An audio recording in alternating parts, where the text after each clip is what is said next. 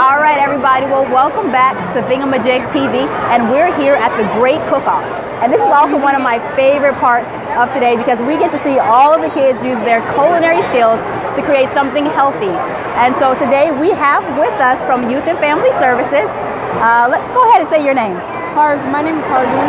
Hargwin. All right. And what are you guys creating today, girls? We're making a salad wrap with a smoothie. So a salad wrap with a smoothie. Awesome. And what's going to be in the smoothie? Strawberries, bananas, and an orange. Strawberries, bananas, and orange. Well, that sounds pretty good. Have you had that smoothie before? Yeah. And you like it? All right. So you guys think this is going to be a tasty treat? Okay. Awesome.